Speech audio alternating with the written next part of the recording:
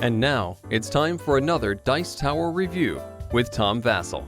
Hey everybody, I'm Tom Vasel, and today we're taking a look at a game that has an absolutely gorgeous cover on it, and this is Dive. I mean, man, this game looks great. They didn't put anything on here other than the name of the game. They don't put the author or the company. It's Sit Down Games, by the way, who makes this, and Romain Catajan and Anthony Perrone are the designers of this game. But this is a game in which you are a diver diving below the waters, trying to avoid sharks, as all good divers should do, trying to find a little bit of treasure. It is a little bit of push your luck and literally depth perception. Here, let me show you.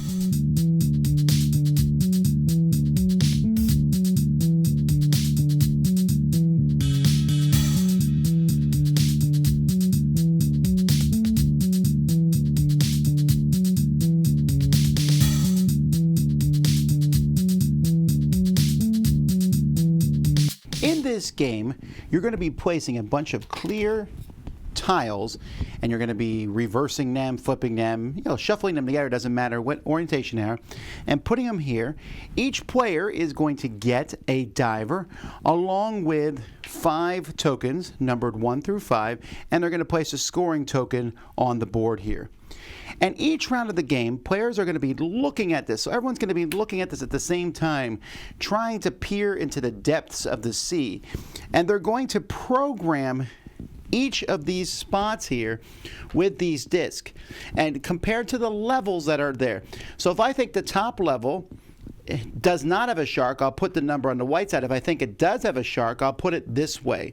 You're allowed to put 2 discs on one if you want to, but then you have to leave one blank at the bottom. In fact, you could put all 5 discs on one, but then you're only going to be taking a look at the first level. You can't leave a hole like this.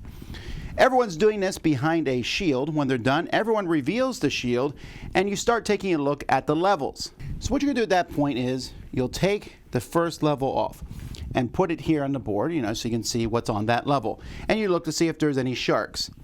I said there was a shark on this level. I was wrong. So this comes off the board as well as everything underneath it. I'm essentially out this round. But let's say I was correct and said there was no sharks on it. Then everyone's going to look at any other objects on it. You're mostly looking for sea turtles or manta rays. And a green sea turtle is there, which will let me move forward 1 spot on the board. Green sea turtles let you move forward 1. Reds let you move forward 2. And a manta ray lets you catch up to the next person in front of you. So that would let me move to here, for example, if I was that color. So after everyone's done looking at that one, you continue to the next one. This one does have a shark on it and a manta ray, but you only score for this one if on your board for level 2 you would put a shark. Now, who scores, by the way, for the manta rays and the turtles? Whoever put the highest number here. If there's a tie, you cancel each other out, but you can, like I said, stack. So here I would have a total value of 6. So you're going to do that for each level until everyone is out of discs or they've messed up, looking and seeing what's on the cards. Once that's done, each player is going to look and see how many they've gotten correct. So let's say I got the first 3 correct and then I messed up on the 4th one, and I move them over like that to show that I got them correct. I will then score 3 more points. So for each one you got correct, each level you went down, you're going to score another point. And that's essentially it. The first person to 23 points is the winner. You'll start another round. However, when you get into the dark zone here, the deeper waters, manta rays no longer work for you, and you have to get all your discs correct or you don't score those extra points at the end. Now, the lighting for my shots here is not particularly well done, but this is such an excellent thing here, folks. As you see these, and this, by the way, this whiteboard is provided with the game. But when you put these on top of each other, it really creates this cool sea effect.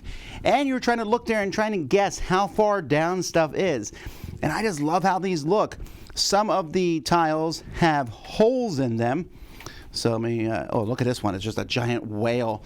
It's so neat, especially when that one's farther down. You're like, I'm looking down in depths. This one, see, has a hole in it, and that kind of creates like a bubbled look to the water. It's such a visual cool effect. I really like how this works. This board holds everything nicely, and it fits into this insert. Now, the only problem I have with this insert is there is a bunch of these tiles included with the game. This is if you want to play a quote-unquote advanced version. Each of these tiles gives you one special ability, and there's a spot in here for each of these tiles. You have to find the right spot for it, but if you move this around at all, they come out every time they fall out. But I love the artwork for the characters. The whole thing has a really sea look to it. Just great components all around.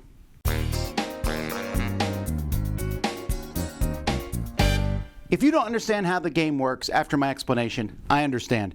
And I found that this game can be a tough teach.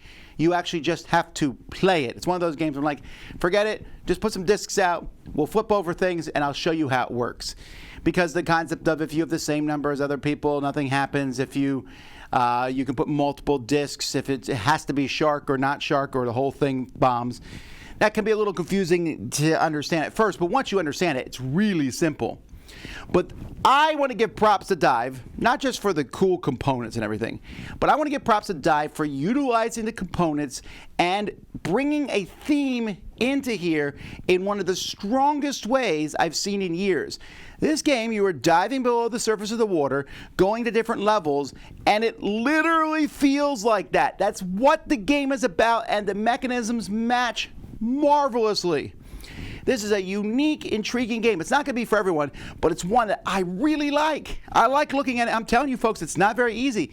There's a rule that says you can if you want to use flashlights.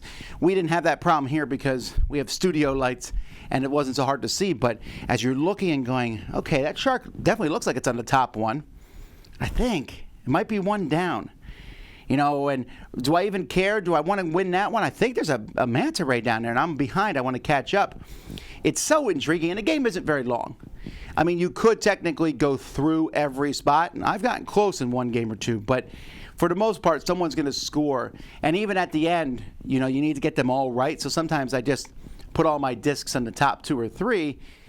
That way I'm pretty sure I got them all right, but it looks gorgeous. As you look there with the bit, there's a squid and a whale and a big eel and just bubbles and fish. It just looks really cool. When you're looking down, it gives you a sense of exploration and wonder from a board game.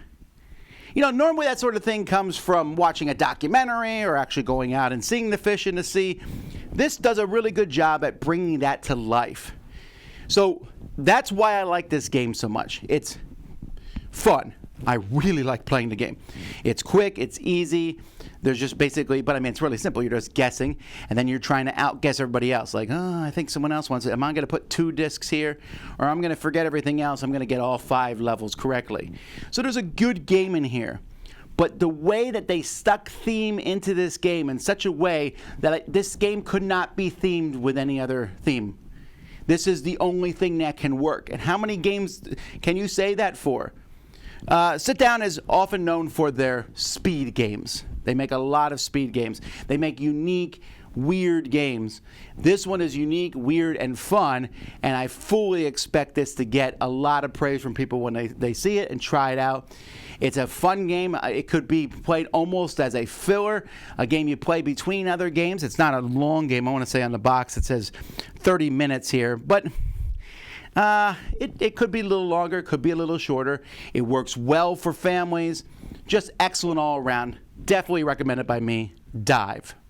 Dice Tower Judgment, excellent.